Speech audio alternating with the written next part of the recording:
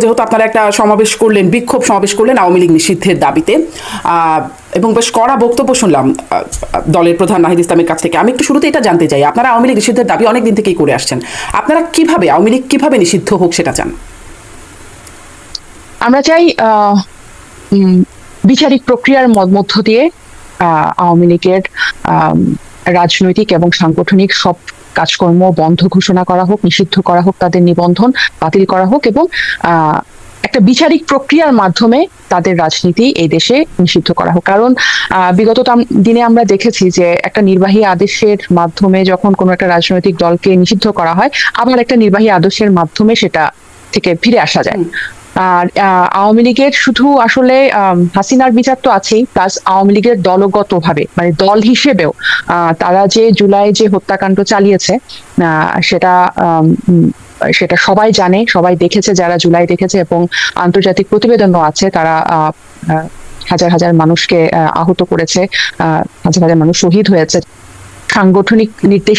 সাংগঠনিক একটা নির্দেশের মধ্য দিয়ে হয়েছে। কিন্তু সো আওয়ামী লীগের বিচারিক প্রক্রিয়ার মাধ্যমে আওয়ামী লীগকে নিষিদ্ধ করতে হবে, এটাই আমাদের দাবি। এবং নির্বাচনে নির্বাহী প্রক্রিয়ায় হলে আবার সেটি ফিরেও আসতে পারে, সেটি নির্বাহী আদেশ বাতিল হয়ে যেতে পারে, এবং আবার বিচারিক প্রক্রিয়ায় হলেও তো তা হতে পারে, তাই নয় কি? আমরা যদি দেখি আগের আমলের যা বিচার বা যে মামলাগুলো ছিল সেগুলো সব বাদ হয়ে যাচ্ছে এখন এসে, বা আওয়ামী লীগ এসে তাদের বিরুদ্ধে যে মামলাগুলো ছিল সেগুলো বাদ করে ফেলেছে, বিচার যা হয়েছে সেগুলো একরকম থাকে না তো। বিচারই বা কোথায় থাকে? 21 আগস্টের মামলার রায় সব টাকা বাতিল হয়ে গেল, 10টা কষ্ট মামলা, ডক্টর ইউনূসের বিরুদ্ধে মামলা, বিএনপি নেতাদের বিরুদ্ধে যা মামলা ছিল সবই চলে যাচ্ছে, তো বিচারিক আদেশ সেটাও তো পরিবর্তন হয়ে যায়। এটার দুটা দিক আমি বলি আপনার এই প্রশ্নটার।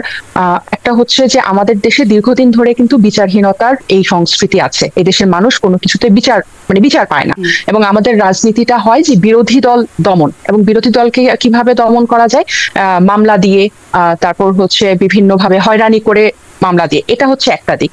আরেকটা দিক, যদি আপনি আওয়ামী লীগের কথা বলেন বা শেখ হাসিনার এই হত্যাযজ্ঞ এবং তার 15 বছরের এই স্বৈর শাসনের কথা বলেন, এটার সাথে কিন্তু আসলে এসবের তুলনা চলে না। তার যে কর্মকাণ্ড জুলাই আগস্টে হয়েছে এটা একটা নজিরবিহীন, এবং অল্প কয়েকদিনের ব্যবধানে সে 1400-র উপর মানুষকে হত্যা করেছে, তার সরাসরি নির্দেশ এটা হয়েছে, এবং এটা একটা নৃশংস ঘটনা। এটার সাথে বিরোধী দল দমনের জন্য যে ধরনের মামলাগুলা দেয়া হয়ে থাকে বা যে ধরনের হয়রানিমূলক আইনি করা হয়ে থাকে বা অন্য অপরাধগুলো তুলনা করা যায় বলে আমার কাছে মনে হয় না। এবং এটার জন্যই কিন্তু আমরা এই সংস্কারের কথা বলছি, আমরা বিচার বিভাগের সংস্কারের কথা বলছি, আমরা আইন শৃঙ্খলার সংস্কারের কথা বলছি, যাতে আমাদের দেশে যে বিচারহীনতার সংস্কৃতি আছে, যে একটা দল আসলো বিরোধী দলকে দমন করার জন্য এক গাদা মামলা দিল, এক গাদা হয়রানি করলো, আরেকটা দল ক্ষমতায় এসে এগুলো সবকিছু উঠিয়ে নিল। আওয়ামী লীগকে কিন্তু এই ক্যাটাগরিতে আসলে ফেলা যাবে না। আওয়ামী লীগ এখন সেটি বলা হচ্ছে যে আওয়ামী লীগকে এই ক্যাটাগরিতে ফেলা যাবে না, কিন্তু যদি আপনি যেই রকম পরিবর্তনের কথা বলছেন, আমলের পরিবর্তন, কখনো যদি সেই রকম সুবিধাজনক পরিস্থিতি তৈরি হয় তাহলে তো এটাও চলে যাওয়ার মতো, তাই না?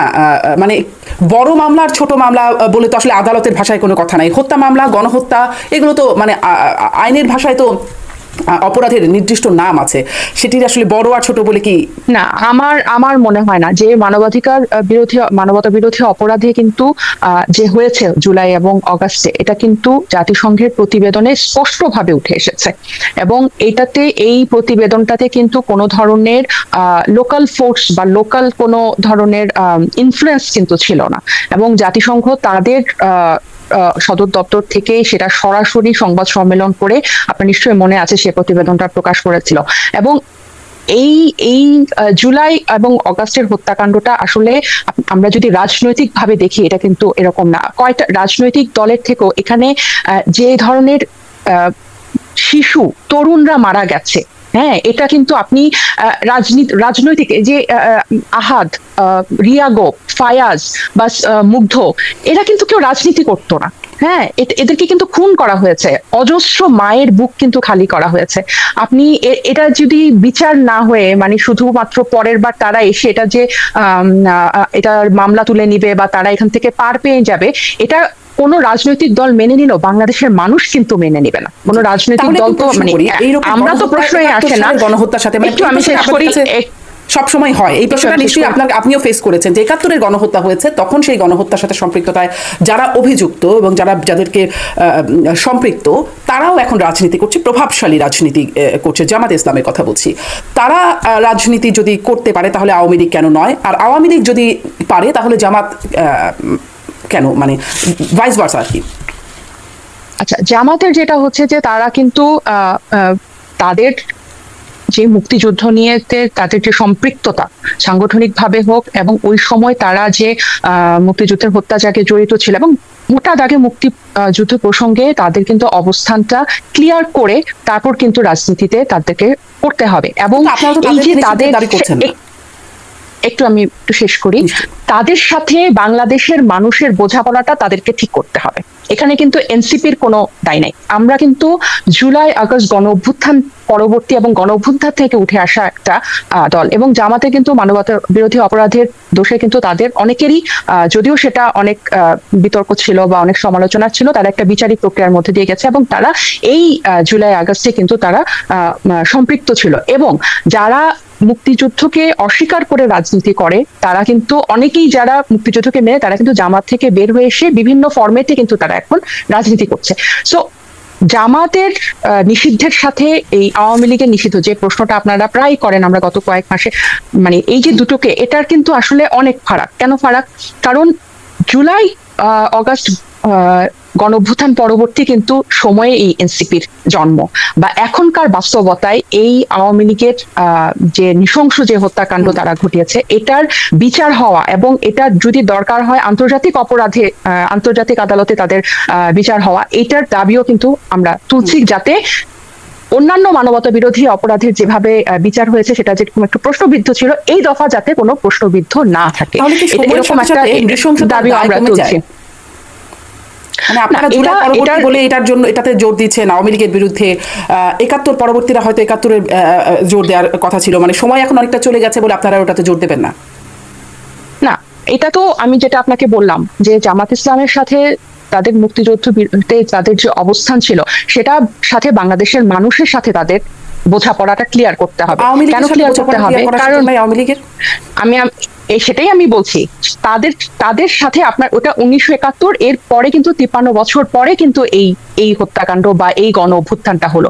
প্রজন্মটা কিন্তু ডিফারেন্ট, হ্যাঁ, এবং এই প্রজন্মের কাছে এটাই হচ্ছে দগদগে। এবং অবশ্যই তার মানে এই না যে আমরা মুক্তিযুদ্ধের যারা পক্ষে ছিল তাদেরকে আমরা এই এখনকার রাজনীতিতে আমরা মেনে নেবো, এটা কিন্তু আমরা স্পষ্ট করেছি, আমরা বারবার করেছি যে জামাতকে যদি রাজনীতি করতে হয় এবং তাদেরকে যদি সামনে আগাতে হয়, তাদেরকে এটা বলতে হবে যে তারা মুক্তিযুদ্ধ বিরোধী কোনো রাজনীতি করবেন না।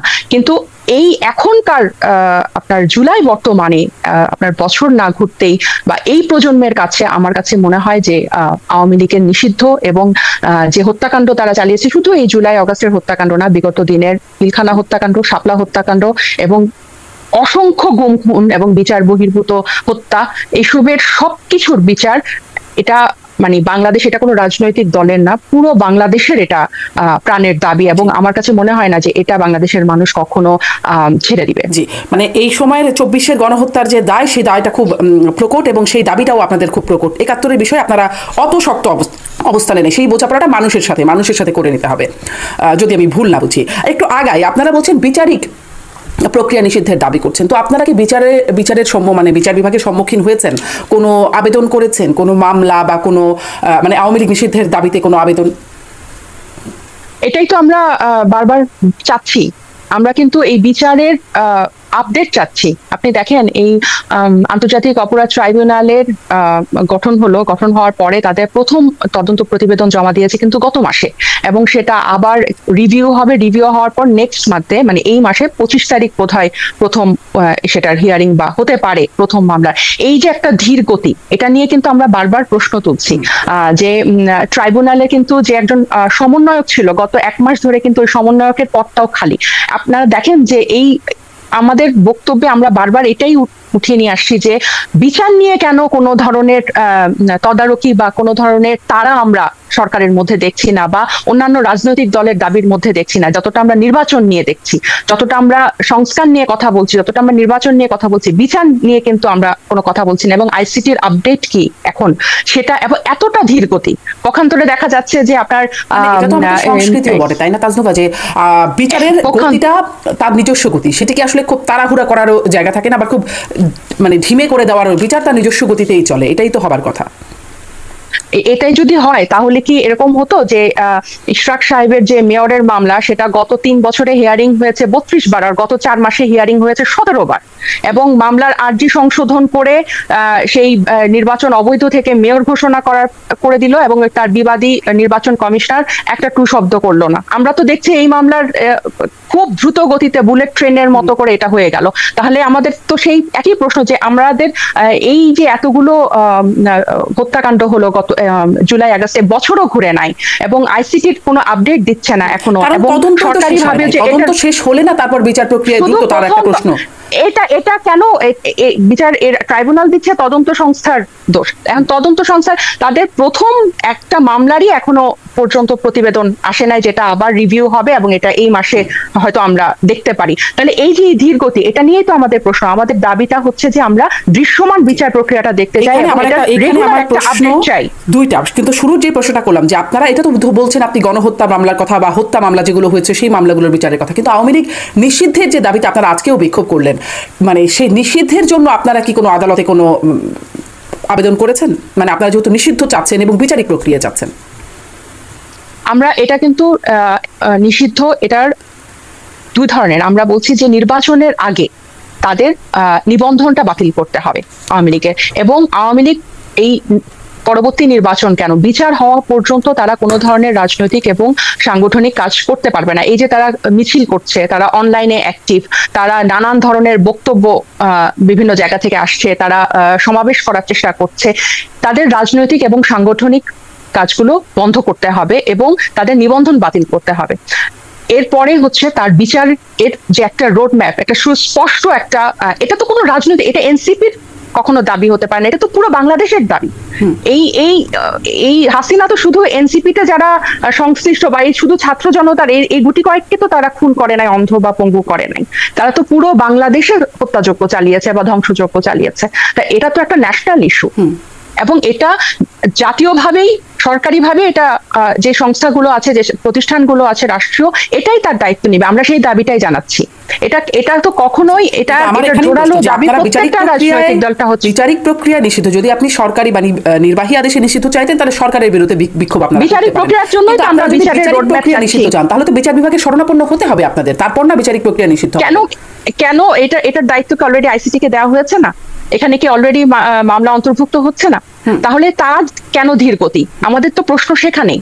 কিন্তু কেন একটা রাজনৈতিক দলকে আওয়ামী লীগ নিষিদ্ধ মামলা, আপনি এটা, আমি আপনাকে এটা কথা বলি, নিষিদ্ধ তো নিবন্ধন তার বাতিল হবে, এটা তো তার একটা গণহত্যাকারী দলের বা একটা গণহত্যাকারী বিচারের জন্য মামলা কি এনসিপি করবে? এটা কি রাষ্ট্রীয়ভাবে একটা দায়িত্ব না? এটা তো একটা রাষ্ট্রের দায়িত্ব না? তারা এই ধরনের 15 বছরের তাদের যে ধ্বংসযজ্ঞ চালিয়েছে, তারা যে বাংলাদেশকে পুরো ভঙ্গুর করে দিয়ে গেছে, এটা কি শুধু একটা রাজনৈতিক দলের উপর বর্তায় যে তাদের মামলা চাওয়া, তাদের বিচার চাওয়া বা তাদের মামলাগুলো বিচারের জন্য মামলা করা? এটা তো রাষ্ট্রীয় দায়িত্ব। এবং অপরাধ ট্রাইব্যুনাল তো গঠন হয়েছে এই সেপ্টেম্বরেই, কিন্তু গত সেপ্টেম্বরেই কিন্তু এই বিচারগুলোর জন্য, এই মামলাগুলোর জন্য গঠন হয়েছে, এবং যথেষ্ট মামলা এখানে জমা পড়েছে। আমরা এটার কোনো অগ্রগতি দেখতে পাচ্ছি না, কোনো দৃশ্যমান অগ্রগতি দেখতে পাচ্ছি না। আমরা সেজন্য যাচ্ছি। আর আপনি যেটা বললেন নিষিদ্ধের জন্য বিচার, নিষিদ্ধ তো তার রাজনৈতিক এবং তার যে সাংগঠনিক কাজকর্ম, এটা তো নির্বাচন কমিশন তার নিবন্ধন বাতিল করবে। তা না করে নির্বাচন কমিশনার কিন্তু সংস্কার প্রস্তাবের একটা তো যেগুলোতে মানে আওয়ামী লীগকে আবার ফিরিয়ে আনা যেতে পারে, তা আমাদের সংস্কার, নির্বাচন ব্যবস্থা সংস্কার কমিশন প্রস্তাব দিয়েছে যে মানবাধিকার অপরাধে অভিযুক্ত যাদের যেসব ফেরারি আসামি আছে তাদেরকে অযোগ্য ঘোষণা করতে হবে। নির্বাচন কমিশন সেটাতে রাজি হয়নি। যে কোনো ব্যক্তিকে মনোনয়নপত্র জমা দিতে হলে সশরীরে আসতে হবে, নির্বাচন কমিশন সেটাতে রাজি হয়নি। আমরা তো নির্বাচন কমিশনারের এই ধরনের অবস্থান নিয়ে আমরা সংশয় প্রকাশ করছি, যে আমরা নির্বাচন কমিশনকেই প্রশ্নবিদ্ধ করছি যে আপনারা কি তাহলে আওয়ামী লীগকে আবার ফিরিয়ে আনতে চান। এবং এটা তো একটা সাংবিধানিক একটা প্রতিষ্ঠান, রাষ্ট্রেরই প্রতিষ্ঠান, এটা তো তাদেরই দায়িত্ব। এমন না যে এটা শুধু এনসিপির দায়িত্ব যে আপনি, এটা তো প্রত্যেকটা মানুষের একটা দাবি। কেন তারা এটা করছেন না? আমরা তো এই দাবিগুলাই উঠাচ্ছি। সেটা হচ্ছে আপনাদের নির্বাচন কমিশনের বিরুদ্ধে আপনাদের স্পষ্ট একটা অভিযোগের জায়গা। কিন্তু আমি এই প্রশ্নটাও একটু করে গেলাম এবং এই প্রশ্নটা রয়ে গেল যে আপনারা যেহেতু বিচারিক প্রক্রিয়ার মাধ্যমে নিষিদ্ধ চাচ্ছেন, তাহলে বিচারিক প্রক্রিয়ার অধীনে আপনারা কেন যাচ্ছেন না? মামলা আপনারা কেন করছেন না? রাষ্ট্র করতে পারে, বিএনপি করতে পারে, অনেক কেউ করতে পারে, কিন্তু আপনারা যেহেতু চাচ্ছেন, আপনারা কেন করছেন? আমরা এটা হচ্ছে এটা দাবি, এটার দাবি আমরা তুলছি, এটা আমরা দাবি জানাচ্ছি এবং সরকারের পক্ষ থেকে সবসময় বলা হচ্ছে যে এটা রাজনৈতিক ঐক্যমতের ভিত্তিতে এটা হবে এবং রাজনৈতিক বা সামাজিক যেটাই বলেন আপনি, স্থিতিশীলতার উপর কিন্তু আমরা বিশ্বাসী করি। আমরা কিন্তু ছেড়ে দিব এই কথাটা কখনোই বলি নাই। আমরা কিন্তু প্রক্রিয়ার মধ্যে আছি, আমরা আমাদের দাবিগুলো তুলছি এবং এখানে কিন্তু স্টেটের অনেকগুলো কিন্তু অ্যাক্টর আছে, সবার সাথেই কিন্তু আপনি দেখেন যে বিভিন্ন রাজনৈতিক দলও কিন্তু এই দাবিটা তুলছে এবং এর সাথে সংহতি প্রকাশ করছে। আমি বারবার আপনাকে এটাই মেসেজটা ডেলিভার করতে চাচ্ছি যে এটা আসলে স্পেসিফিক কারো একটা দলের দাবি হতে পারে না, এটা একটা জাতীয় দাবি যে আওয়ামী লীগকে বিচারিক প্রক্রিয়ার মধ্যে নিষিদ্ধ করতে হবে এবং পরবর্তী নির্বাচনের আগ পর্যন্ত তাদের নিবন্ধন বাতিল করতে হবে। জামিন, আপনাদের দাবিটা স্পষ্ট, কিন্তু বিচারিক প্রক্রিয়া নিষিদ্ধ করতে হলে কাউকে না কাউকে তো বিচারিক আদালতে যে বিষয়টা তুলতে হবে, এটাই আমি আসলে বলবার চেষ্টা করছিলাম। একটু এটা আসি, আপনি বলছেন যে একটা মাত্র তদন্ত শেষ হয়েছে, তাও পূর্ণাঙ্গ সেটির হিয়ারিং বিচারিক প্রক্রিয়ার মাধ্যমে, আমি একটু শেষ করি, বিচারিক প্রক্রিয়ার মাধ্যমে তাদের যে বিচার হচ্ছে এখন, তার যে আইসিটিতে যে আপনি বারবার এই জিনিসটা অ্যাভয়েড করছেন, আইসিটিতে যে তাদের বিরুদ্ধে যে মামলাগুলা করা হচ্ছে, এগুলোর কি কোনো দৃশ্যমান অগ্রগতি আমরা দেখছি? আমি আপনাকে বললাম যে প্রথম একটা মামলার তদন্ত প্রতিবেদন মাত্র জমা দেওয়া হয়েছে গত এপ্রিলে এবং সেটা আবার রিভিউ করা হয়েছে, সেটা হবে 25-এ। মামলা তো করা হয়েছে, এই মামলাগুলোর রায় কিভাবে হবে? মানে কোনটার তদন্ত সংস্থার কাছে আছে, কোনটা আইসিটিতে আছে, কয়টা ট্রাইব্যুনাল আছে, তারা একটা সেকেন্ড ট্রাইব্যুনাল করার কথা চিন্তা করছে। এই যে এই প্রক্রিয়াগুলাই তো অনেক ধীরগতি। মামলা তো করা আছে এবং সেটা রায়গুলো যদি হয়েও যায় তবুও কিন্তু আওয়ামী লীগ নিষিদ্ধ হয় না। আওয়ামী লীগ নিষিদ্ধ করবার জন্য হয় না, এটা যেমন জামাত ইসলামের অনেক নেতাদের বিরুদ্ধে রায় হয়েছে, জামাত কখনো নিষিদ্ধ হয়নি। রায় ওটা আপনি ওটার সাথে, এটা আমি বারবার বলছি, আপনি জামাতের সাথে যদি এখন নির্বাচন বা কারণ রায় কি হবে এটা তো আমরা, এটাই তো আমরা জানতে চাচ্ছি, এটাই তো আমরা দেখতে চাচ্ছি। এমন না যে বিচারিক প্রক্রিয়ার মাধ্যমে নিষিদ্ধ চাচ্ছি, তাদের এত অজস্র হত্যা মামলা, তাদের বিরুদ্ধে এতগুলো অজস্র হত্যা মামলা এবং তারা মানবতা বিরোধী অপরাধে অভিযুক্ত, এটা আন্তর্জাতিকভাবে প্রতিবেদন এসেছে। এরপরেও কেন এটা হচ্ছে এবং হাসিনাকে কেন আন্তর্জাতিক অপরাধে তুলে তার বিচার করা হবে না, এটাও কিন্তু আমরা দাবিটা রাখছি এবং এই প্রশ্নটা রাখছি এবং এইটা আলোচনা হচ্ছে, this is on table. So এমন না যে বিচারিক প্রক্রিয়ার মধ্যে নিষিদ্ধ, যে এটা কথার মধ্যেই আছে, বিচার তো মানে মামলা তো চলছে। যে মামলা চলছে, হত্যা মামলা বা গণহত্যার, আওয়ামী লীগ নিষিদ্ধের নয়, কিন্তু সেটা কোনো দৃশ্যমান অগ্রগতি আমরা দেখি না। দৃশ্যমান অগ্রগতি দেখবেন কি করে? এক একটা মামলায় 400, যেমন আমি সেদিন একটা মামলা নিয়ে কথা বলছিলাম, যেটি মাহফুজুর রহমান শ্রাবণ, সম্ভবত বিএনপি নেতা, তিনি জুলাই তিনি যখন নিহত হন তার জন্য মামলা করা হয়েছে, এই সময় 9 মাস পরে এসে তার ভাই বাদী হয়ে মামলা করছেন। 408 জন আসামি, এক একজনের যদি তদন্ত প্রক্রিয়া চালাতে হয় 1 সপ্তাহ করেও যদি লাগে, 408 জনের জন্য 408 সপ্তাহ সময় লাগবে। সেটা হচ্ছে বহু বড়, বহু দিনের ব্যাপার। তাহলে আপনারা মানে কিভাবে আসলে অগ্রগতি দেখবেন? আর তদন্ত শেষ না হওয়া পর্যন্ত বিচারিক অগ্রগতি তো হয় না। তাজনুবা, আমি আপনাকে একটু আগে উদাহরণ দিলাম না, এটাতে যদি এত 4 সপ্তাহ 5 সপ্তাহ 30 সপ্তাহ লাগে, মেয়রের মামলা কিভাবে খুব এই যে দেখেন আপনি, গত আইসিটির যে তদন্ত সমন্বয়ক, গত 1 মাস ধরে ওই পদ খালি, গত 1 মাস ধরে ওই সমন্বয়কের পদ খালি। আমরা কিন্তু এই প্রশ্নগুলাই রাখছি। আপনি দেখেন এখন কিন্তু সরকার, আগে কি হতো, সরকার, রাষ্ট্র এবং হচ্ছে প্রশাসন, এরা ছিল সব এক দলে। এখন কিন্তু ব্যাপারটা তা না, এখন সরকার হচ্ছে নির্দলীয় এবং রাষ্ট্র এবং প্রশাসন কিন্তু এখন সরকারের সব ক্ষেত্রেই যে সরকারের ব্যাপারটা কিন্তু তা না। এবং এই যে এই এতগুলো সংস্থা কমিশন গঠন হয়েছে এবং বিচার বিভাগের কিন্তু আপনার যেরকম আপনি যে মামলাটার কথা বললেন যে এত সপ্তাহ লাগবে, এরকম কিন্তু আমরাও আমাদের পরিচিতদের কাছ থেকে শুনছি তেমন কিন্তু কোনো বিচার বিভাগের তেমন কিন্তু এই 5ই আগস্টের পরে খুব উল্লেখযোগ্য কিন্তু কোনো পরিবর্তন আসে নাই বা কোনো সংস্কার আসে নাই। জাস্ট এক পক্ষের আইনজীবী গিয়ে আরেক পক্ষের আইনজীবী বিচারপতিরা এখন কোর্টে আছে। কিন্তু আমরা এই আওয়ামী লীগের পুরো এই ফ্রেমওয়ার্কটার মধ্যে, জুলাই আগস্টের ফ্রেমওয়ার্কটার মধ্যে এবং বিগত 15 বছরের ফ্রেমওয়ার্কের মধ্যে আওয়ামী লীগের সাথে সংশ্লিষ্ট, হাসিনার সাথে সংশ্লিষ্ট, মানবতা বিরোধী অপরাধের সাথে যুক্ত যে সংশ্লিষ্ট যে অপরাধগুলো আছে, যে মামলাগুলো আছে, এগুলোর জন্য আমরা চাই যে বিশেষ ট্রাইব্যুনাল হোক বা এগুলোকে অগ্রাধিকার দিয়ে এই মামলাগুলো চলুক। জি, সেটা কিন্তু আমরা এবং এনসিপি গঠনের যে 2 মাস হয়েছে, প্রথম মাস তো এরপর রোজা গেল, এরপর থেকে কিন্তু এই দাবিটা আমরা জোরালো ভাবে তুলছি। এই দাবি আপনারা করতেই পারেন, এই দাবিটা যৌক্তিকভাবে আপনারা করতেই পারেন, কিন্তু আপনারা কি এই প্রসঙ্গে কখনো বলছেন যে একটা মামলায় যে এত বিশাল সংখ্যক আসামি হচ্ছে, মামলার তো একটা প্রক্রিয়া আছে, মানে আমরা যদি যতই দাবি করি না কেন মামলা তার প্রক্রিয়ার বাইরে গিয়ে শেষ হবে না বা শুরুও হবে না। সেখানে এই এত বেশি আসামি, মানে এত সংখ্যায় এত আসামি না করে আসলে সুনির্দিষ্ট যদি আসামি হয় যারা সত্যিকারের অর্থের অপরাধী, যাদের অপরাধ আছে, তাহলে তো মামলার তদন্তটা শেষ করতেও দ্রুত হয়। এই বিষয়গুলো কি আপনারা কখনো বলেন যে এত মানুষ এই মামলার মধ্যে ঢুকে যাচ্ছে, কোনো মামলায় একই আসামির নাম 2বার 3বার করেও থেকে যাচ্ছে, তাহলে আসলে কবে শেষ হবে এই তদন্ত আর আপনাদের বিচার তাহলে কবে শেষ হবে? এই বিষয়টি কি আপনারা তোলেন যে এত আসামি কেন করা হচ্ছে? অবশ্যই এত আসামি না, এখানে কিন্তু শুধু আসামির সংখ্যা না, এখানে লজিস্টিক সাপোর্টেরও কিন্তু অনেক ডেফিসিয়েন্সি আছে। প্রত্যেকটা এই ট্রাইব্যুনালের মধ্যেই আছে, তাদের লোকবলের কিন্তু অনেক ডেফিসিয়েন্সি, এটা ওনারা নিজেরাই কিন্তু বলেন। এবং প্রত্যেকটা ধীর গতি বা বিচারহীনতার একটা সংস্কৃতির উপরে এই মামলাগুলো হওয়ার পরে বা এই জুলাই আগস্টের এই গণঅভ্যুত্থান হওয়ার পরে একটা ম্যাসিভ একটা চেঞ্জ এসেছে। এবং আমরা কিন্তু দেখছি যে এই চেঞ্জটার পরে ওই আবার আগের ধারাটা ফিরে আসছে। এই জিনিসটাকে যে একটা সবচেয়ে বেশি গুরুত্ব দিয়ে, যে আপনি বললেন আসামির সংখ্যা বেশি করে ফেলা বা মানে অপ্রয়োজনীয় মানুষকে আসামি করা, এটাও কিন্তু এক ধরনের কি বলবো মানে এক ধরনের একটা দীর্ঘসূত্রিতার মধ্যে পড়ে। এগুলোও কিন্তু আমরা চাচ্ছি না। এবং প্লাস লজিস্টিক সাপোর্ট, এবং এই যে একটা মামলা তদন্ত হতে, প্রতিবেদন দিতে যে মাসের পর মাস হয়ে যাচ্ছে, কেন হচ্ছে? এবং এটা যে একটা এই বারবার বলছে যে আমরা নির্বাচন পেছানোর জন্য বিচারের এটা চাচ্ছি, এটা কিন্তু না। নির্বাচনের সময় হবে, কিন্তু একটা বিচারের প্রত্যেকটা ধাপের কিন্তু একটা যে আপডেট আছে, এটা কিন্তু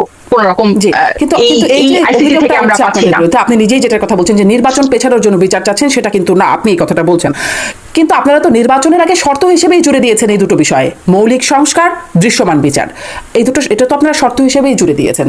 তাহলে তো নির্বাচন আসলে কিভাবে হবে? যে গতির কথা আপনারা দেখছেন, বলছেন, তাহলে কিভাবে হবে এর আগে দৃশ্যমান বিচার?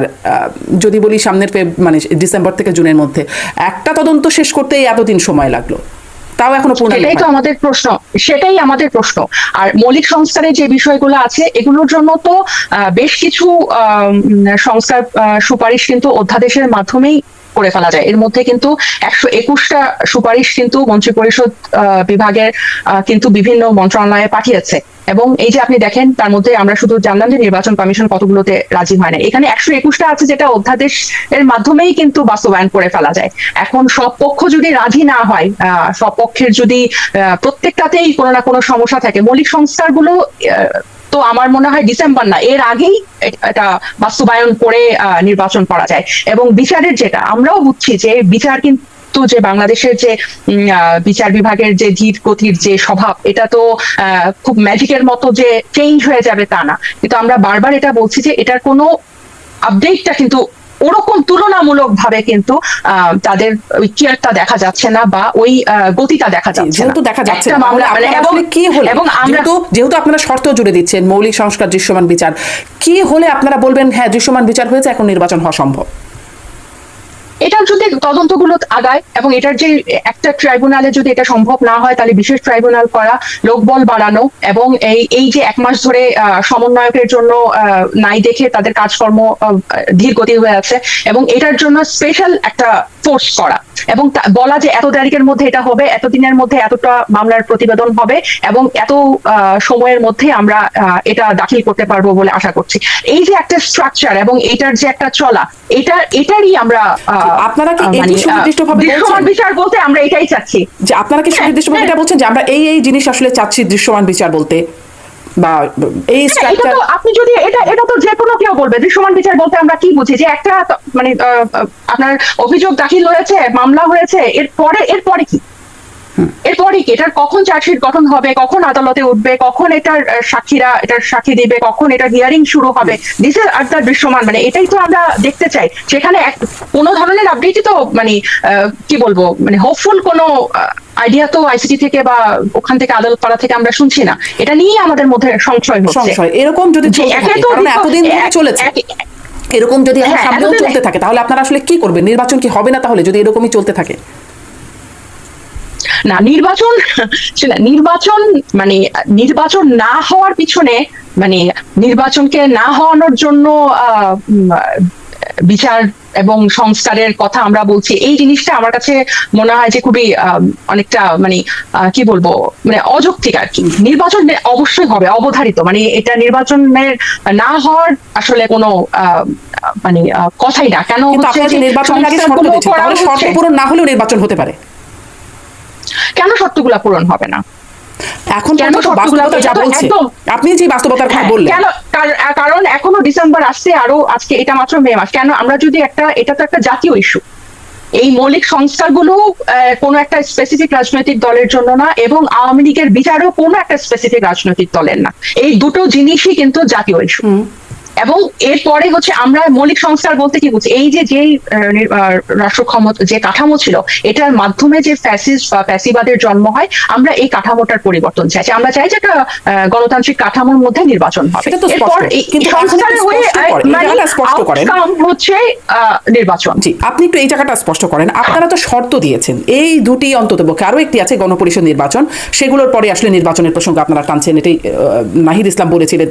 শুধু গণপরিষদ না, আমরা চাচ্ছি যে নির্বাচনটা গণপরিষদ কাম আইনসভা হতে পারে, কারণ গণপরিষদের একটা সংবিধান হবে এবং তার অধীনে আইনসভা। সেটা স্পষ্ট। আমি দৃশ্যমান বিচার আর মৌলিক সংস্কার আপনারা নির্বাচনের আগে এটা হতে হবে, না হলে কোনো নির্বাচন না, এই বক্তব্য আপনাদের কাছ থেকে আমরা শুনেছি যে এর আগে নির্বাচন না। তো এটি যদি আগে হতে হয়, ধারা যা বলছে, অবস্থা যা বলছে যে 9 মাস হয়ে গেল, একটা মাত্র তদন্ত, আপনিই বলছিলেন সেই কথা, সেটি তাও পূর্ণাঙ্গ তদন্ত, সেটি 25 একটা হিয়ারিং হয় নাই, একটা মাত্র মামলা, তাহলে এত মামলা আছে। এবং সেই মামলারও একটা বিষয় আমি একটু বলতে চাই, চিফ প্রসিকিউটর তাজুল ইসলাম সেদিন এই মামলার বিষয়ে যেদিন বলছিলেন, তদন্ত প্রতিবেদন, সেদিন তিনি বলছিলেন চাংখারপুরের এই ঘটনায় সাবেক প্রধানমন্ত্রী শেখ হাসিনা, সাবেক স্বরাষ্ট্রমন্ত্রী আসাদুজ্জামান খান কামাল, পুলিশের সাবেক আইজিপি চৌধুরী আব্দুল্লাহ আল মামুনের বিরুদ্ধে অপরাধের সম্পৃক্ততার তথ্য এসেছে, কিন্তু যেহেতু তাদের বিরুদ্ধে আলাদাভাবে তদন্ত চলমান আছে এবং সম্মিলিতভাবে তাদের বিরুদ্ধে একটাই অভিযোগ দেওয়া হবে, এই কারণে এই অভিযোগে তাদের বিচারের জন্য উপস্থিত করা হয়নি। মানে সেই মামলায়ও 8 জনের নাম, 8 আসামির নাম উল্লেখ করা হয়েছে, তাদের মধ্যে কিন্তু এই মূল আসামিদের কথা বলা নাই। তাহলে এই মূল আসামি পর্যন্ত যেতে যেতে তো বহু দেরি, সেখানে আপনারা নির্বাচন কি তাহলে এরকম বছরের পর বছর থাকবো ঝুলে? কেন বহু দেরি? কেন মূল আসামি পর্যন্ত যেতে বহু দেরি? এটাই তো আমাদের প্রশ্ন। উত্তরটা কে? কেন এই মূল আসামিদেরকে উত্তরটা তো সরকার দেবে, রাষ্ট্র দেবে, না দিতে পারে সরকার দেবে, কারণ হচ্ছে রাষ্ট্রের যে ধারা, তাতে রাষ্ট্রই উত্তর দিতে পারে না। আপনি আমাকে শেষ করতে দেন। কেন রাজনৈতিক দলগুলো এই ঐকমতে আসবে না? এটা তো খুব একদম মানে অসম্ভব কোনো চাওয়া না। এবং এই রাজনৈতিক দলগুলো কিন্তু আওয়ামী লীগ দ্বারা সবচেয়ে বেশি নির্যাতিত, সবচেয়ে বেশি ভুক্তভোগী তারা, এবং তাদেরকে দমন পীড়নের জন্য মানে অজস্র 1 লাখের উপর মামলা। সেদিন আমি দেখলাম জামাতের প্রায় 1300-1500-র উপর মানুষের হত্যা আছে, বিএনপির 2200-র মতো উপরে হত্যা আছে।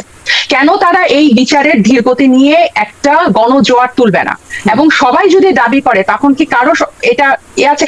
বিচারের এই ধীরগতি তো শুধু এনসিপির মাথা ব্যথা না, আমার মনে হয় প্রত্যেকটা রাজনৈতিক দলের এবং বাংলাদেশের প্রত্যেকটা নাগরিকের এটা মাথা ব্যথা। আর কেউ ওইভাবে দেখাচ্ছে না, যদি ঐকমত্য না হয়। Exactly this is what our concern were, যে আমরা যেভাবে এই মাথা ব্যথাটা দেখাচ্ছি, কেন অন্যান্য রাজনৈতিক দলগুলো দেখাচ্ছে না, যেখানে তারা আরো সাফারার বেশি? আপনি কেন এই বিচারের দীর্ঘসূত্রিতার মধ্যে কেন এই মামলাগুলোকেও গড়পড়তা অন্যান্য মামলা? আমরা তো আন্তর্জাতিক অপরাধে এই হাসিনাকে তোলা যায় কিনা, আমরা এটার কথা বলছি, আমরা এটা বিবেচনা করার কথা বলছি, রাইট? সো এখন আমরা চাচ্ছি যে এই জিনিসটা নির্বাচনের জায়গায়, নির্বাচনের প্রতিযোগিতা, নির্বাচনের কম্পিটিশন, নির্বাচনের জায়গায় বিভিন্ন রাজনৈতিক, কিন্তু আওয়ামী লীগ প্রশ্নে তো আমাদের জাতীয় একটা ঐক্যমতে থাকতে হবে, যে 2-1টা বিষয়ে থাকতে হবে, তার মধ্যে আওয়ামী লীগ এবং হাসিনার বিচার এবং এই মৌলিক সংস্কার যে কাঠামো সে তৈরি করে গেছে, এখান থেকে তো বাংলাদেশ এই চক্র থেকে তো বের হতে পারছে না। প্রত্যেকটা বাড়ি যখন ক্ষমতা হস্তান্তরের সময় আসে তখনই দেশ আনরেস্ট হয়, তখনই একটা গণ আন্দোলন হয় অথবা একটা সামরিক কূ হয়। যে ক্ষমতা থাকে সে সহজে ক্ষমতা ছাড়তে চায় না, আর বিরোধী দল মনে করে যে এই সরকারের আন্ডারে কখনোই অবাধ নির্বাচন হবে না। তখন তত্ত্বাবধায়ক সরকারকে বিভিন্ন জন, আমরা তো ইতিহাসে জানি সবাই কেউ না কেউ, এটা 96-তে জনতার মঞ্চ হয়েছে, 2006-এ বিচারকের বয়সীমা, অবসরের বয়সীমা বাড়ানো হয়েছে, নানাভাবে এই তত্ত্বাবধায়ক সরকার ব্যবস্থাকে ম্যানিপুলেট করতে চায় বা অন্যভাবে অন্য খাতে ব্যবহার করতে চায়, দলীয়করণ করতে চায়। তো এই চক্রটা থেকে তো আমরা বের হতে চাই, এবং এটার জন্যই কিন্তু এই মৌলিক সংস্কার খুবই সিম্পল। এটার জন্য এটার পরে নির্বাচন কেন? ডাক্তার তাসনিমা জামিন, আপনি যে বলছেন যে কেন সব দল ঐক্যমতে পৌঁছাবে না, কেন দ্রুত বিচার হবে না, খুবই যৌক্তিক প্রশ্ন করতেই পারেন, কিন্তু উত্তরটা যদি স্পষ্ট না হয়, আমিও সেই প্রশ্নটা করছি যে উত্তরটা যদি স্পষ্ট না হয়, কেন আমাদের আইন প্রক্রিয়া মানে বিচার প্রক্রিয়া ধীর গতি আছে, এই প্রশ্নটা আমরা বহু বছরের প্রশ্ন এটি, কিন্তু সেটির উত্তরটা যদি স্পষ্ট না হয় তাহলে কি নির্বাচন হবে না? আপনার সব প্রশ্ন গিয়ে বিএনপির মতো নির্বাচনেই ঠেকছে, কিন্তু অবশ্যই নির্বাচন হবে। হ্যাঁ, আমরা সব দলকে, আমরা কিন্তু বিভিন্ন রাজনৈতিক দলের সাথে বসছি, আপনি নিশ্চয়ই জেনে থাকবেন যে প্রত্যেকটা রাজনৈতিক দলের সাথে কিন্তু ঐক্যমত্য গঠনের জন্য আমরা কিন্তু আলোচনা চালাচ্ছি। তারা নির্বাচনের সময় নিয়ে আমাদের কোনো দ্বিধা নাই, কোনো সংশয় নাই। আমরা চাচ্ছি সব রাজনৈতিক দলকে সাথে বসে আলোচনা করে এই ঐক্যমতে পৌঁছাতে, যে আমাদেরকে সম্মিলিতভাবে এই বিচারিক প্রক্রিয়াটাকে ত্বরান্বিত করার জন্য যা যা করা লাগে আমরা সরকারের কাছে, রাষ্ট্রের কাছে সেটা একসাথে করব, এবং সেটা কোনোভাবে উপেক্ষা করার কোনো এবং এই মৌলিক সংস্কারগুলোর বিষয়ে আমরা, এবং সেটার জন্য তো জাতীয় ঐক্যমত্য কমিশন সব রাজনৈতিক দলের সাথে পালাক্রমে বসছে। সো এটার কোনো মানে এই প্রক্রিয়াটা কিন্তু চলমান, বিচারের ক্ষেত্রেও এবং সংস্কারের ক্ষেত্রেও, এবং এটার পরে, এবং সেটা ডিসেম্বরের আগেই কিন্তু সম্ভব। আমরা কিন্তু বলছি না যে ডিসেম্বরের আগে সংস্কারের কথা বলছি, তার আগে যে শর্ত দৃশ্যমান বিচার সেটি তো হতে, সেটা নিয়ে যে আলোচনা করছিলাম তাতে তো আসলে কেন এটাতে সময় লাগবে? এটার অ্যাটলিস্ট এই আইসিটি কি করছে আপনি নিজেই করে শোনালেন, আইসিটি কি করছে সেটাই তো মানুষ এখনো জানে না। কেন তারা রেগুলার আমাদেরকে, এবং তাদের যে লজিস্টিক যে সাপোর্টের অভাব বা তাদের লোকবলের অভাব বা তাদের এই দীর্ঘসূত্রিতা, সাক্ষী এবং প্রমাণ, এবং অনেক সময় তারা বলেন যে গোপনীয়তার জন্য সবকিছু বলা যাবে না। আমাদেরকে তো এটা তো মানে এই গণ অভ্যুত্থানটা তো কোনো রাজনৈতিক দল করে নাই, জনগণ করেছে, বাংলাদেশের জনগণ করেছে, মারাও গেছে বাংলাদেশের জনগণ, যার হাত গেছে, যার পা গেছে, যার চোখ গেছে, তারা কয়জন রাজনীতি করতো? তাহলে এটা তো, এবং এই যে অজস্র মানুষের, হাজার হাজার পরিবারের যে গুম খুন, এটা তো কোন রাজনৈতিক দলের থেকে সাধারণ মানুষ এখানে বেশি ক্ষতিগ্রস্ত, তাহলে তাদেরকে যত জবাব দিতে হবে। তো এটার জন্যই তো আমরা একটা জাতীয় ঐক্যমত করছি, এবং সেটার জন্য আমরা বিভিন্ন রাজনৈতিক দলের সাথে কিন্তু আমাদের আলোচনা চলমান, যাতে আমরা সম্মিলিতভাবে এই আওয়াজটা তুলতে পারি। একদম, মানে আমার এখানেই প্রশ্ন চলমান। বিএনপিও যেমন বলছে যে সংস্কার এবং বিচার এই দুটোই চলমান প্রক্রিয়া থাকবে, নির্বাচনের সময় হয়ে যাবে, কিন্তু আপনাদের যে জায়গাটা, আমি বিচার আর সংস্কার এটা বলছি না, আমি বলছি যে ঐক্যমতে পৌঁছানোর জন্য যে বিভিন্ন রাজনৈতিক দলের সাথে আলোচনাটা চলমান। জি, সরি, মানে নির্বাচনের পূর্ব শর্ত হিসেবে আপনারা এই দুটো বিষয়কে অন্তত উত্থাপন করছেন, দৃশ্যমান বিচার, মৌলিক। হ্যাঁ, আমরা যেটা আপনি বললেন, আমরা যতটা বললি এনসিপি এটাকে উত্থাপন করছে, অন্য রাজনৈতিক দল হয়তো করছে না। কোন রাজনৈতিক দলের নির্বাচনের প্রতি, হ্যাঁ, অন্য রাজনৈতিক কারো হয়তো নির্বাচনের প্রতি ইয়াটা জোরটা বেশি, কারো হয়তো অন্য কিছুতে বেশি, কিন্তু আমরা চাচ্ছি যে এই নির্বাচনের যারা ডেমোক্রেটিক ফ্রেমওয়ার্কের মধ্যে আছে, যেসব রাজনৈতিক দলে, তাদের মধ্যে হবে, এটা নিয়ম মতোই হবে, কিন্তু এই বিষয়টা জাতীয় ন্যাশনাল ইস্যু, এটাতে আমাদের সবাইকে। আমার এখানেই প্রশ্ন ছিল, আমি অবশ্য স্পষ্ট হতে পারি না, যে শর্ত আপনারা দিচ্ছেন যৌক্তিক ভাবে শর্ত যদি দেন, কিন্তু শর্ত পূরণ না হলে কি হবে? ওই সময়ের মধ্যে, ডিসেম্বর থেকে জুনের সময়ের মধ্যে শর্তটা পূরণ না হলে তাহলে কি হবে? তাহলে কি আপনারা নির্বাচন মানবেন নাকি মানবেন না? এটাই আমার আসলে প্রশ্ন। সেটা এককভাবে, এটা তো একটা দলীয় সিদ্ধান্ত হবে, এটা আমাদের রাজনৈতিক সিদ্ধান্ত হবে। আমরা কোনো ধরনের অস্থিতিশীল পরিস্থিতি চাই না, কিন্তু যদি আমাদেরকে বাধ্য করা হয়, এইটার তো জুলাইয়ের হত্যাকাণ্ড, আওয়ামী লীগের বিচার প্রশ্নে এনসিপি কোনো ছাড় দেবে না। এটা সময় এবং রাজনীতির, এবং এটা সময় এবং আমাদের রাজনৈতিক পথ চলা, এবং কোন দিকে সব রাজনৈতিক দলগুলো চাচ্ছে। আমি বারবার বলছি যে কোনো ধরনের অস্থিতিশীল পরিস্থিতি কিন্তু কারোরই কাম্য না, সেটা এনসিপিরও কাম্য না। তো সংলাপ এবং আলোচনা করে জাতীয় ঐক্যে পৌঁছানোর কোনো বিকল্প সবচেয়ে ভালো বিকল্প আর কোনো কিছু হতে পারে না বলে আমি মনে করি। কিন্তু আমি আপনাকে বলছেন যে দৃশ্যমান, আমি আপনাকে একটু শেষ করি শারমিন। আমি যে মানে আপনাকেই ধরেন একটা ইন্টারভিউতে আমি বলে ফেললাম যে না, এটা না হলে আমরা নির্বাচন করব না, এটা একটা বিরাট একটা দলীয় সিদ্ধান্ত, এবং আমি যেটা এর আগে বললাম যে একটা জাতীয় ঐক্যে পৌঁছানোর মতো, সো এটা এখনই মে মাসের 2 তারিখ বলার মতো একদম স্টেটমেন্ট দেওয়ার মতো না। আমরা কিন্তু একটা রাজনৈতিক প্রক্রিয়ার মধ্যে আছি, এবং সামনের আমাদের এখন কিন্তু সিচুয়েশনটা বা সময়টা অনেক হিস্টোরিক্যাল, এবং বাংলাদেশ এই যে একটা ট্রান্সফরমেশনের মধ্যে দিয়ে যাচ্ছে, যে অটোক্রেসি থেকে একটা ডেমোক্রেসির পথে যেটা যাচ্ছে, এই পথটা যাতে মসৃণ হয় সেজন্য প্রত্যেকটা রাজনৈতিক দল বা প্রত্যেকটা রাজনৈতিক পক্ষ যত্নশীল এবং বুদ্ধিমত্তার পরিচয় বা ম্যাচুরিটির পরিচয় দিচ্ছে এবং দিবে বলেই আমি বিশ্বাস করি। তো কোনো ধরনের মে মাসের 2 তারিখে এই স্টেটমেন্ট দেওয়ার মতো অবস্থানে নাই আপনারা, কিন্তু এই স্টেটমেন্ট অনেক আগে থেকে আপনাদের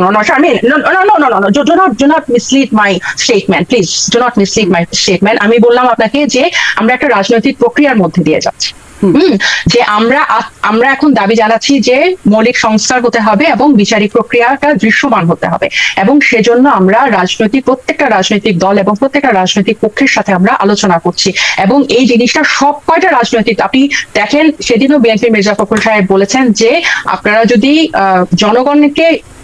জনগণের মতো যদি জনগণের মন বুঝে যদি না চলেন, জনগণকে সন্তুষ্ট করে না চলেন, তাহলে আওয়ামী লীগের মতো কিন্তু আমাদের অবস্থা করবে।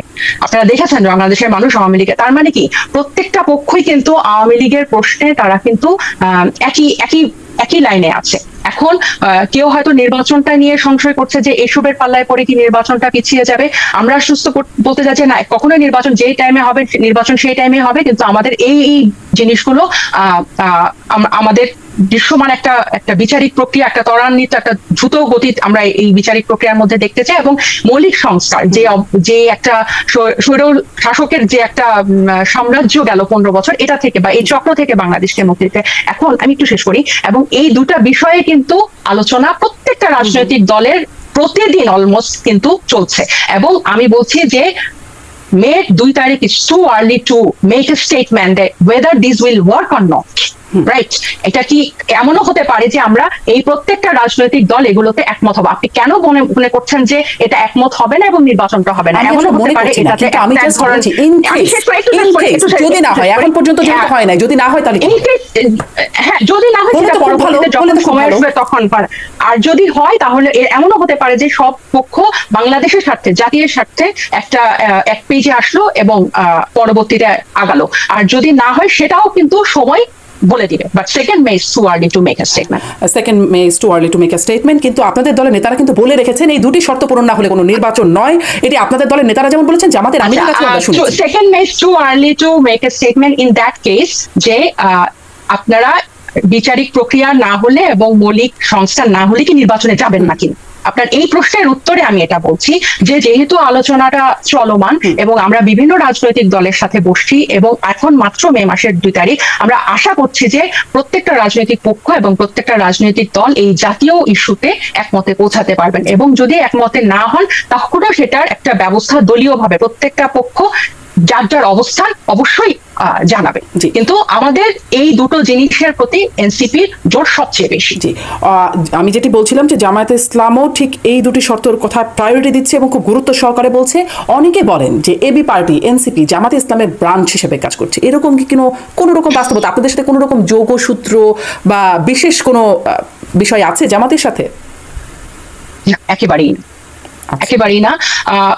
জামাত বা এবি পার্টিতে যারা আছে তারা ফ্যাসিবাদ বিরোধী যে কয়েকটা শক্তি ছিল, মানে হাসিনার বিরুদ্ধে যারা, আওয়ামী লীগের বিরুদ্ধে যারা জুলাই আগস্টে রাস্তায় নেমেছে, একসাথে যুদ্ধ করেছে রাজপথে, প্রত্যেকটা পক্ষের সাথেই সুসম্পর্ক আছে, কিন্তু তার মানে এই না যে তাদের সাথে আমরা একটা স্বতন্ত্র রাজনৈতিক দল, এবং আমাদের সাথে যেসব ছাত্র জনতার নেতৃত্বে যারা আমরা নতুন করে আমাদের মতো করে আমাদের সংগঠন গোছাচ্ছি।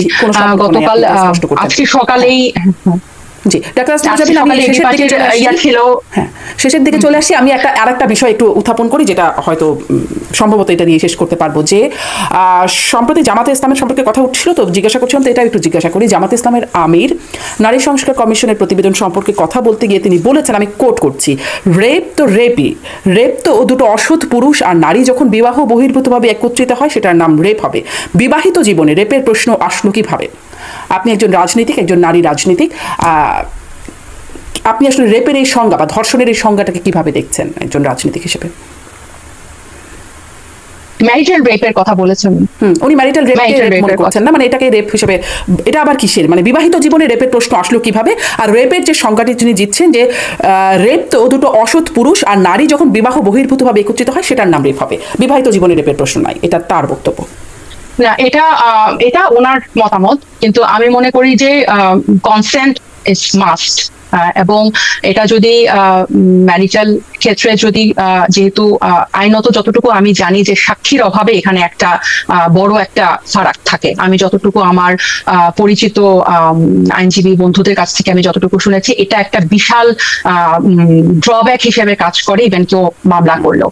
তো উনি কি মন্তব্য করেছে এটাতে, এটা ওনার নিজস্ব ব্যাপার, কিন্তু আমি মনে করি যে যে কোনো নারীর, সেটা বিবাহিত জীবনের স্বামী দ্বারা হোক বা এই ধরনের কোনো কিছু হোক, তার সম্পূর্ণ অধিকার আছে আইনি সহায়তা পাওয়ার, এবং যদি এটা প্রপার একটা সলিড কোনো অভিযোগ হয়, মামলা হয় বা কেস হয়, সেক্ষেত্রে আমাদের যেটা হয়, আমাদের বিভিন্ন ফ্রেন্ডরা যেটা বলে যে এত ড্রব্যাক থাকে যে এটাতে শেষ পর্যন্ত একটা সলিউশনে পৌঁছানো যায় না। কিন্তু এই জিনিসগুলো যদি মিটিগেট করে যদি এটা অভিযোগটা আমলে নেওয়া হয়, এবং এটা অবশ্যই, কারণ সে তার অমতে যদি এই সম্পর্কটা শারীরিক সম্পর্ক হয়ে থাকে কনসেন্ট ছাড়া, এটা কোনোভাবেই আসলে গ্রহণযোগ্য না, এবং এটার যদি অভিযোগ করলে একটা সলিড ব্যাকগ্রাউন্ড থাকে, দেখাতে পারে, অবশ্যই তার ন্যায় পাওয়ার পূর্ণ অধিকার আছে। জি, তার মানে আপনি ম্যারিটাল রেপের যে কনসেপ্টটা সেটার সাথে একমত পোষণ করছেন, প্রক্রিয়ায় হয়তো যদি অবশ্যই এটা কনসেন্টে এটা একটা আসলে এটা যে কোনো মানে নারী, এটা বিগ ডিল ফর দ্যাট। নিশ্চয়ই। আপনাদের নারী সংস্কার কমিশনের প্রতিবেদন নিয়ে আপনাদের অবস্থানটা কি? মানে জামাত হেফাজতে ইসলাম তারা প্রত্যাখ্যানই করে নাই, শুধুমাত্র তারা বেশ মানে শক্ত অবস্থানে যাচ্ছে, আপনাদের কি অবস্থান? আচ্ছা, আমাদের এটা এর পরে জাতীয় সংস্কার কমিশনের প্রথম 6টার পরে তো আরো কয়েকটা কমিশন রিপোর্ট দিল, স্থানীয় সরকার, শ্রম, স্বাস্থ্য, গণমাধ্যম। তো আমরা আশা করছি যে যেভাবে ওই কয়েকটা কমিশনের জন্য স্প্রেডশিটের মাধ্যমে প্রতিটা রাজনৈতিক দলের কাছে মতামত জানানোর জন্য পাঠানো হয়েছে, ওভাবে আমরাও সেটার জন্য যখন আসবে তখন দলীয়ভাবে আমাদের মতামত তাদেরকে জানাবো। প্রত্যেকটা যে পয়েন্টে যেভাবে তারা বিগত কমিশনগুলোর রিপোর্ট যেভাবে পাঠিয়েছে, এগুলো আসলে আমরা আমাদের দলীয় অবস্থানটা, মানে এখনো আপনাদের সেরকম দলীয় শক্ত অবস্থান নাই, মানে জানানোর মতো অবস্থান নাই, জানানোর মতো অবস্থান হলে আপনারা জানান। শক্ত অবস্থান না, প্রত্যেকটা কমিশনার আপনি নিশ্চয়ই দেখেছেন যে বেশ বড় একটা কয়েকশো পাতার একটা বই থাকে, এবং এটা নিয়ে পড়ার পরে আমাদের দলের মধ্যে তো সবাই সবকিছু নিয়ে বিশেষজ্ঞ না, যেমন জনপ্রশাসন, সংবিধান, আমরা কিন্তু আবার এক্সপার্টিসদের সাথে বসেছি এবং সব পক্ষের একটা মতামত নিয়েছি, এরপরে আমরা নিজেদের একটা পেপার রেডি করি। সো এই নারী বিষয়ক সংস্কার কমিশনের রিপোর্টটা ভেরি রিসেন্টলি এসেছে।